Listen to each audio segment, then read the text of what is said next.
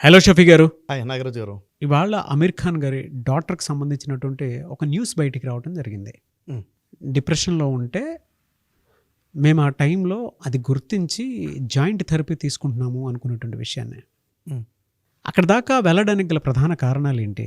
Joint థెరపీకి సంబంధించినటువంటి news ఏంటి అసలు? అంటే మ్. అది ఎంతవరకు ఏంటి, ఎందుకు అలా అన్నారు, స్టోరీ బిహైండ్ ఏంటి సార్? అదే చూడండి, ఇక్కడ యాక్చువల్గా అమీర్ ఖాన్ గారు ఇంటర్వ్యూ చూస్తూ తను చెప్పిన విషయం ఏంటంటే, నేను నా కూతురు ఐరా జాయింట్ థెరపీ తీసుకుంటున్నాము అని చెప్పారు. అయితే మరి ఇది ఇంత ఓపెన్గా చెప్పి ఆయన ఏమన్నారంటే, నేను తీసుకున్న జాయింట్ థెరపీ వల్ల చాలా లాభం జరిగింది, రిలేషన్ చాలా బాగా బిల్డ్ అయ్యాయి, సో నేను రికమెండ్ చేస్తున్నాను, ఎవరింట్లో ఉన్న రిలేషన్స్ వీక్గా ఉంటే జాయింట్ థెరపీ తీసుకోండి అని స్ట్రాంగ్ రికమెండ్ చేస్తున్నారు.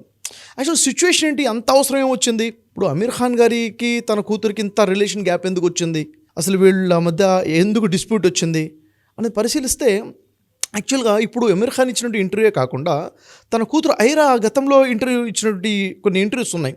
తను ఆన్ అండ్ ఆఫ్గా తను చెప్పిన కొన్ని పాయింట్స్ మనం గ్యాదర్ చేసి చూస్తే, తను చెప్తున్న విషయం ఏంటంటే, తన లైఫ్లో ఈ ట్రామా రావడానికి, ఈ డిప్రెషన్ రావడానికి మెయిన్ రీజన్ ఏంటి అంటే, వాళ్ళ అమ్మా నాన్న అంటే అమీర్ ఖాన్ మరియు అమీర్ ఖాన్కి ఫస్ట్ వైఫ్ డైవర్స్ ఏదైతే తీసుకున్నారో అది చాలా బలమైన ఇంపాక్ట్ నా మీద చూపించింది అని చెప్పేసి తను ఓపెన్గా స్టేట్మెంట్ ఇస్తుంది. యాక్చువల్గా ఏం జరిగింది అంటే, ఎప్పుడైతే అమీర్ ఖాన్ మరియు వాళ్ళ ఫస్ట్ వైఫ్ మధ్య డిస్ప్యూట్స్ వచ్చాయో, వాళ్ళిద్దరి మధ్య ఘర్షణ రావడము, ఇంకా మేము కలిసి ఉండలేము అని వాళ్ళు ఏవైతే డిసిషన్స్ తీసుకున్నారో, అది చూసి చూసి చూసి ఈ ఐరా చాలా ఎమోషన్ తీసేసుకుంది, తన మీద ఒక పెద్ద ట్రామా వచ్చేసింది. ఎంత ట్రామా అంటే తను చెప్తుంది, నాలో ఉన్న ఫీలింగ్స్ నేను షేర్ చేసుకోవడానికి కూడాను చేసుకోలేకపోయేదాన్ని.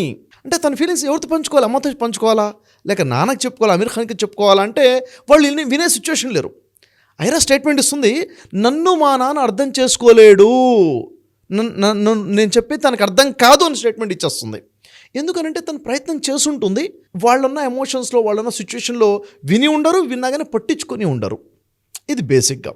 ఇంకా చెప్పే విషయం ఏంటంటే, తను చెప్తుంది తన సిచ్యువేషన్ ఎలా అయిపోయిందంటే, తన యొక్క ఫీలింగ్ చెప్తుంది ఏమని, నన్ను ఎవరైనా కేర్ చేయాలంటే, నన్ను ఎవరైనా ప్రేమించాలంటే, నేను సాడ్గా ఉంటే నన్ను ప్రేమిస్తారు, నన్ను ఇష్టపడతారు, సో నా ఫేస్ ఫీలింగ్ సాడ్గా మార్చుకుని ఉంటాను అంటుంది. అంటే చూడండి, అసలు కేరింగ్ మిస్ అయింది, లవ్ అండ్ అఫెక్షన్స్ మిస్ అయ్యాయి. ఎప్పుడు కేర్ చేస్తారట? నేను ఈ విధంగా ఉంటే, చాలా బాధగా ఉంటో, ఏదో సాడ్గా ఉంటే, విచారంగా ఉంటేనే ఏమైంది అని పలకరిస్తారు.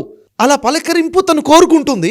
ఆ పలకరింపు కోరుకోనే తరుణంలో తను సాడ్గా యాక్టింగ్ చేయడం కూడా మొదలుపెట్టింది. సో సాడ్ కదా సార్, అసలు చాలా బాధాకరమైన విషయము. తను విడిపోతే పిల్లలు ఎంత మానసిక క్షోభకు గురవుతారని చాలా చాలా మానసిక క్షోభ, చెప్పుకోలేరు. ఇప్పుడు తన ఫ్రెండ్స్కి ఏమైనా షేర్ చేసుకుందామంటే ఏమైనా చెప్పుకుంటుంది, అమ్మ నాన్న కొట్టుకుంటున్నారు, తిట్టుకుంటున్నారు, గొడవ పడుతున్నారని చెప్పుకోలేదు. చెప్పుకుంటే మళ్ళీ అక్కడి నుంచి వచ్చే సపోర్ట్ ఏమంటే చెప్పండి, అర్థం కాక తను అంటుంది, నేను ఏడుస్తూ ఏడుస్తూ ఏడుస్తూ అలా రోజులు తరబడి ఉండిపోయాను రూమ్లో ఒక్కదాన్నే అని చెప్తూ, నిద్ర పడితే ఒక రోజు మొత్తం నిద్రపోయేదట. అంటే ఆ యాంగ్జైటీ ప్లస్ ఆ డిప్రెషన్ చూసారు ఎంత బాధాకరమైన విషయమో. ఇంకా ఆ తర్వాత తన ఎంతగా యాంగ్జైటీలో వెళ్ళిపోయి ఎంతగా ఆలోచిస్తుందంటే, దాదాపు 4 రోజులు భోజనం చేయకుండా ఉన్న రోజులు కూడా ఉన్నాయి, ఉన్న సమయం కూడా గడిచింది. 4 days వరకు ఏమి ఇంటెక్ తీసుకోలేదు. అంటే తనకు ఆకలి అర్థం అవ్వట్లేదు, ఆకలి లేదు. ఇంకేముంటుంది, నేను సైకలాజికల్గా డిస్టర్బ్ అయిపోయి ఉన్నాను అన్న విషయం కూడా నాకు అర్థం కాలేదు, ఎవరు గుర్తించలేదు కూడా. అంటే ఏదో గొడవల్లో ఉన్నారు, ఎవరు పట్టించుకునే సిచ్యువేషన్ లేరు. నాకు అర్థమయ్యి నేను ఈ ప్రాబ్లంలో ఉన్నానని తెలుసుకొని మెడికేషన్ తీసుకొని స్టార్ట్ చేయడం మొదలైంది. అంటే ఈ ట్రామాలో ఈ ఎపిసోడ్స్ ఏవైతున్నాయో ఎవ్రీ 8 to 10 months ఒకసారి స్ట్రాంగ్గా ఇలాంటి ఎపిసోడ్స్ వస్తున్నాయి. ఒక యూనివర్సల్ హీరో డాక్టర్కి ఇలా అయిందనంటే కామన్ మ్యాన్ పరిస్థితి చిన్న విషయం కాదండి, అది చాలా పెద్ద విషయం. అంటే 4 గోడల మధ్య జరిగేటువంటి ఒక ఫ్యామిలీలో రిలేషన్స్, ఎందుకంటే ఇక్కడ ఎమోషన్స్ క్యారీ ఫార్వర్డ్ అవ్వడం చాలా ఇంపార్టెంట్. ఒక వ్యక్తి యొక్క ఎమోషన్స్ని వేరే వాళ్ళు వాల్యూ ఇవ్వగలగాలి. ఎప్పుడైతే దాన్ని ఇగ్నోర్ చేయబడతామో ఇంత స్ట్రాంగ్ డిప్రెషన్లోకి వెళ్ళే అవకాశం ఉంటుంది. ఇది లీడ్స్ టు సూసైడ్ కూడాను. కాబట్టి ఇలాంటి సిచ్యువేషన్లో అమీర్ ఖాన్ చెప్తున్న విషయం, నేను జాయింట్ థెరపీ తీసుకుంటున్నాను. అమీర్ ఖాన్ ఇంకో విషయం చెప్పారు. ఏం చెప్పారంటే, నా డాటర్ నాకు స్ట్రాంగ్గా రికమెండ్ చేసింది, సజెస్ట్ చేసింది జాయింట్ థెరపీ తీసుకుందామని చెప్పేసి. అంటే ఆ తర్వాత ఏమైందంటే, ఆ పాప రియలైజేషన్ అయిపోయి ఇది మెంటల్ ఇల్నెస్ అని చెప్పి దాంట్లో నుంచి ఎలా బయటపడాలో తను రీసెర్చ్ చేసింది, మెడికేషన్ తీసుకోవడము. ఇంకా ఇలాంటి ఫీలింగ్స్ ఉన్న వాళ్ళ కోసమే రీహాబిలిటేషన్ సెంటర్ కూడా ఎస్టాబ్లిష్ చేసింది. తను బయటపడాలి, ఇలా ఇంకెవరు బాధపడకూడదు, మీ ఎమోషన్స్ ఏమన్నా హట్ అయి ఉంటే మాకు షేర్ చేసుకోండి, మేము వింటాము అని చెప్పేసి. ఇక్కడ నాన్నకి విషయంలో నన్ను మా నాన్న అర్థం చేసుకోలేడు, అర్థం చేసుకోవడం స్టేట్మెంట్ ఇస్తుంది. నాన్నతో చెప్పిన విషయం ఏంటంటే జాయింట్ థెరపీ తీసుకుందాము అని చెప్పడం జరిగింది. కూతురు చెప్పింది కాబట్టి అమీర్ ఖాన్ జాయింట్ థెరపీ తీసుకుంటున్నాడు. ఇప్పుడు చెప్తున్న విషయం ఏంటంటే చాలా రిజల్ట్స్ ఉన్నాయి, నేను నా కూతురికి దగ్గర అయ్యాను, నాకు అర్థమవుతుంది, మా ఇద్దరి మధ్య బాండింగ్ పెరుగుతుంది. సో అప్పుడు తను చెప్తున్నారు అందరికి కూడాను, ఎక్కడైనా ఈ ప్రాబ్లమ్స్ ఉంటే మీ ఫ్యామిలీస్లో ఉంటే ఈ జాయింట్ థెరపీ తీసుకోండి అని సజెస్ట్ ఏంటి సార్ అంటే ఇస్తున్నారు. బెనిఫిట్ ఏంటి సార్, దీనివల్ల వచ్చేటువంటి బెనిఫిట్ ఏంటి? చూడండి నాగరాజు గారు, ఇప్పుడు జాయింట్ థెరపీ అనేది ఏంటంటే ప్రతి వ్యక్తి యొక్క జీవితం, ఉదాహరణకి మన ఇండియా ఉంది, ఇండియా అనేది ఒక ఫ్యామిలీ సిస్టమ్ కదా, ఇక్కడ కుటుంబ వాతావరణం ఉంది, మన వ్యవస్థ, కుటుంబ వ్యవస్థ ఇది ఇక్కడ ఉంది, అదే బ్యాక్ బోన్ మన ఇండియా కూడాను. కుటుంబంలో 4-5 కలిసి ఉంటాం. మనం కలిసి ఉన్నప్పుడు ఒకరిని కేర్ చేసుకుంటాం కదా, అవునా లేదా? తల్లిదండ్రులు పిల్లల్ని పట్టించుకుంటారు, పిల్లలు తల్లిదండ్రులు తగ్గట్టుగా ఉంటారు, భార్యాభర్తలు ఒక్కొక్కరిని కేర్ చేసుకుంటారు. దీంట్లో అడ్జస్ట్మెంట్ అనేది ఒకటి ఉంటుంది, కమ్యూనికేషన్ ఒకటి ఉంది, ఒకరిని అర్థం చేసుకునేది ఒకటి ఉంటుంది. ఇది మిస్ అయింది అనుకోండి, అక్కడ గ్యాప్స్, ప్రాబ్లమ్స్ మొదలవుతాయి. పిల్లలకు కూడా ఎమోషనల్ బ్యాలెన్స్ జరుగుతుంది. ఎస్, ఎగ్జాక్ట్లీ కరెక్ట్ చెప్పారు నాగరాజు. చూడండి, జాయింట్ థెరపీ ఎక్కడ అవసరం వస్తుందంటే చాలా సిచ్యువేషన్లో అవసరం వస్తుంది. ఫర్ ఎగ్జాంపుల్ చూడండి, ఒక ఇంట్లో ఒక వ్యక్తి చనిపోయాడు అనుకోండి. చనిపోయినప్పుడు ఆ సిచ్యువేషన్ ఇంట్లో వాళ్ళందరూ కూడాను ఒక రకమైన ట్రామాలోకి వెళ్ళిపోతారు, షాక్ గురైపోయి ఉంటారు. అలాంటి సిచ్యువేషన్లో అక్కడ ఒకళ్ళ మీద ఒకళ్ళు నిందలు మోపుకునే సిచ్యువేషన్ కూడా వస్తుంది. ఎందుకంటే నెక్స్ట్ వాట్, ఒక వ్యక్తి చనిపోయాడంటే ఆస్తి విషయాలు ఉంటాయి, రకరకాల విషయాలు ఉంటాయి. ఆ సిచ్యువేషన్లో వాళ్ళ కమ్యూనికేషన్ గ్యాప్ రాకుండా ఉండే విధంగా జాయింట్ థెరపీ అనేది బలంగా ఉపయోగపడుతుంది. మొదటి విషయం.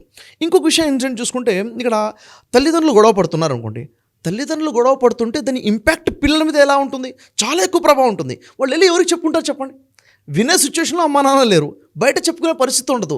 ఈ సిచ్యువేషన్లో జాయింట్ థెరపీ చాలా పవర్ఫుల్ థెరపీ, వాళ్ళకి అర్థమయ్యేటట్టు చేయడానికి, వాళ్ళ ఇంపాక్ట్ పడకుండా ఉండడం కోసం ఉపయోగపడుతుంది. ఇలా చాలా సిచ్యువేషన్స్ ఉంటాయి. ఫర్ ఎగ్జాంపుల్ చూడండి, ఒక ఇంట్లో ఒక వ్యక్తి ఏదైనా సిచ్యువేషన్లో ఫెయిల్ అయిపోయి, లవ్ ఫెయిల్యూర్ కానివ్వండి, లేకపోతే ఎడ్యుకేషన్లో ఎక్కడో ఫెయిల్యూర్ కానివ్వండి, ఒక రకమైన డిప్రెషన్లోకి వచ్చేసాడు, బాధపడుతున్నాడు, ఐసోలేట్ అయిపోయి ఉన్నాడు. ఈ సిచ్యువేషన్లో ఆ ఫ్యామిలీ సపోర్ట్ అతనికి చాలా అవసరం ఉంటుంది. ఆ టైంలో అర్థం చేసుకోవాలి, వాడు డిప్రెషన్లో ఉన్నాడు విషయం వీళ్ళు అర్థం చేసుకొని వాడికి సపోర్ట్ ఇవ్వగలగాలి. ఈ టైంలో అతనికి వీళ్ళు ఎలా సపోర్ట్ చేయాలి, వీళ్ళు ఎలా బిహేవ్ చేయాలి, ఎలా కమ్యూనికేట్ చేయాలి అన్నది ఈ థెరపీ అనేది వాళ్ళకి యూజ్ అయ్యే విధంగా చేస్తుంది. ఇంకా చూడండి, ఈరోజు సిచ్యువేషన్ చూసుకున్నట్టయితే ఈరోజు రకరకాల యాప్స్ వచ్చేసాయి. కుర్రాడు ఈరోజు టీనేజర్స్ కానివ్వండి, కాలేజ్ గోయింగ్ పిల్లలు కానీ టెంప్ట్ అయిపోయి ఎవరో మాటలు వినేసి మోసపోయి ఎక్కడో ఇన్వెస్ట్ చేస్తారు యాప్స్ దగ్గర, బెట్టింగ్ యాప్స్ వచ్చేసి. ఇన్వెస్ట్ చేసిన తర్వాత వాళ్ళు తప్పు చేస్తారు, డబ్బులు కోల్పోయిన విషయం వాళ్ళకి అర్థమైపోతుంది. ఎట్లా బయటపడాలి, ఇంకెక్కడో అప్పు తీసుకొస్తాడు, మళ్ళీ రెక్కపోతాడు.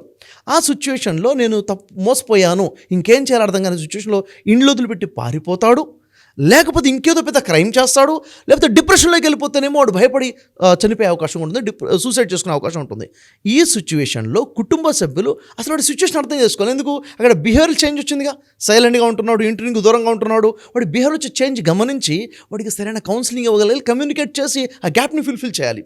ఇలాంటి సిచ్యువేషన్లో కూడా ఈ థెరపీ చాలా బలంగా ఉపయోగపడుతుంది. ఎలా కేర్ చేయాలి, ఎలా టేక్ కేర్ చేయాలి అనే విషయాలలో చాలా సందర్భాలు గమనించండి. ఈరోజు ఇంట్లో ఎవరైనా ఒక వ్యక్తి ఉంటాడు, ఈ వ్యక్తి నాకు వ్యతిరేకంగా నా కుటుంబం ఉంది అంటే, నా కుటుంబంలో ఉన్న ఈ నలుగురు యొక్క బిహేవియర్ వల్ల నాకు ఇబ్బంది జరుగుతుంది అని ఒక వ్యక్తి ఫీల్ అవుతుండొచ్చు.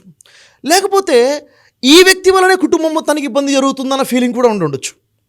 ఈ సిచ్యువేషన్ని క్లారిటీ ఇచ్చేది ఎవరు? కలిసి కూర్చొని మాట్లాడుకున్నారు అండి, క్లారిటీ రావచ్చు, లేకపోతే ఇంకా ఉద్రిక్త స్థితికి వెళ్ళిపోవచ్చు ప్రాబ్లం. అలాంటి సిచ్యువేషన్లో ఈ థెరపీ అనేది ఉపయోగపడుతుంది. Family therapy, talk therapy, joint therapy అని మనం పిలుస్తాం. ఈ థెరపీ యూజ్ అవుతుంది. మరొకటి ఏంటంటే జనరేషన్ గ్యాప్స్ ఉన్నాయండి. మొత్తం ఒక జనరేషన్ ఉంది, వాళ్ళ పిల్లలు అంటే తాతయ్య ఉన్నాడు, మనవడు ఉన్నాడు అనుకుందాం. వాళ్ళ ఆలోచనలు వేరు, వీళ్ళ ఆలోచనలు వేరు. అయితే తన ఆలోచన తగ్గట్టుగా మోడర్న్గా ముందుకెళ్ళిపోతే కమ్యూనికేషన్ గ్యాప్ వస్తుంది, రిలేషన్స్ బ్రేక్ అయిపోతాయి కదా. ఈ టైంలో అసలు వీడు ఎందుకు ఇలా అనుకుంటున్నాడో వాళ్ళ పెద్ద జనరేషన్లో ఉన్న వాళ్ళకి కలిసి చెప్పగలగాలి, కూర్చొని మాట్లాడగలగాలి. అక్కడ ఏమవుతుందంటే ఈగోస్ అడ్డం వస్తాయి, జలస్ ఫీలింగ్స్ కొంతమందికి ఉండొచ్చు, ఈ గ్యాప్ వస్తుంది. అంటే కమ్యూనికేషన్ ఓపెన్ చేసుకునే సిచ్యువేషన్ రాదు. ఈ థెరపీ ఏం చేస్తుందంటే ఓపెన్ కమ్యూనికేషన్కి అవకాశాన్ని కల్పిస్తుంది, పాజిటివ్ ఎన్విరాన్మెంట్ క్రియేట్ చేస్తుంది. సో ఓవరాల్గా నేనేమంటానంటే మానవ సంబంధాలు మెరుగుపడటం కోసమైనా కానీ, అభిప్రాయ భేదాలు దూరం అవడం కోసమైనా కానీ, మనుషుల మధ్య గ్యాప్స్ తగ్గడం కోసమైనా కానీ జాయింట్ థెరపీ చాలా బలంగా యూజ్ అవుతుందండి. చెప్తుంటే నాకు ఎమోషనల్గా చాలా అనిపించిందండి. వాళ్ళ పిల్లలు ఐసోలేట్ అయిపోయి బయట వాతావరణంలో జరిగేటువంటి కొన్ని ఇన్ఫ్లుయెన్సెస్ వలన వీళ్ళ జీవితాలు నాశనం చేసేసుకుంటుంటారు. అవును, ఇంట్లో చెప్పుకోలేరు, బయట ఎవరికైనా చెప్పుకుందాం అనుకుంటే ఎలా ఉంటుందో తెలియదు. అదే ఇన్సిడెంట్ 10 రకాలుగా 10 చోట్ల వెళ్ళిపోతూ ఉంది. అవును, మెంటల్ ట్రామాలోకి వెళ్ళిపోతూ ఉంటారు పిల్లలు కూడా. ఎగ్జాక్ట్లీ. వాళ్ళందరికీ కూడా ఈ వీడియో వాళ్ళ స్కూల్స్ కానీ కాలేజెస్లో కానీ కనుక మీరు ప్లే చేసి చూపిస్తే జాయింట్ థెరపీ అవసరం. ఈవెన్ టీచర్స్ అయినా సరే మీరు పిల్లలకి ఆ విషయాన్ని తెలియచేయండి. ప్రతి ఆడపిల్ల కూడా సార్ తెలియకుండానే చాలా అబ్యూస్కి గురవుతూ ఉంటుంది. అవును, కొన్నిసార్లు ఇంట్లో వాళ్ళకి చెప్పొచ్చు, చెప్పలేకపోవచ్చు. నాకు చదువు ఆపేస్తారేమో, లేదంటే నేను ఇలా చేశానని చెప్పేసి అనుకుంటే తెలిస్తే ఎలా ఉంటుందో ఫ్యూచర్ అనేటువంటి భయం, అదే తప్పు అనుకుంటారేమో అనేటువంటి భయాందోళన డెఫినెట్గా ఉంటుంది. అవును, వాళ్ళందరికి కూడా ఈ వీడియో డెఫినెట్గా ప్రతి స్కూల్స్ కాలేజెస్లోనూ రీచ్ అయ్యేలాగానే మీరు చెప్పినటువంటి విషయాలు చాలా బలంగా అర్థమయ్యాయి. ఎవరైనా సరే మీ దగ్గరికి కౌన్సిలింగ్కి వద్దాము అనుకున్నటువంటి వాళ్ళు విత్ జాయింట్ థెరపీ అవును, ఆ థాట్ తోటి వద్దాము అనుకున్నటువంటి వాళ్ళకి మీరు టైం ఇస్తారా? ఎలా? తప్పకుండా ఇద్దామండి. ఏదైతే మన నెంబర్ ఉందో వాళ్ళు కాంటాక్ట్ చేస్తే వాళ్ళ జాయింట్ థెరపీకి మనం అవకాశం ఇద్దాము. వాళ్ళ ప్రాబ్లం రిజాల్వ్ చేద్దాం, రిలేషన్ బిల్డ్ అయ్యే విధంగా చేద్దాం. లైఫ్లో వాళ్ళని నిలబెట్టడమే మన బాధ్యతగా ఉంది. సో ఖచ్చితంగా మనం టైం ఇద్దాం వాళ్ళ కోసం. డెఫినెట్గా sir. Nives sir, thank you అండి. Thank you so much Shafi గారు. Welcome, thank you very much.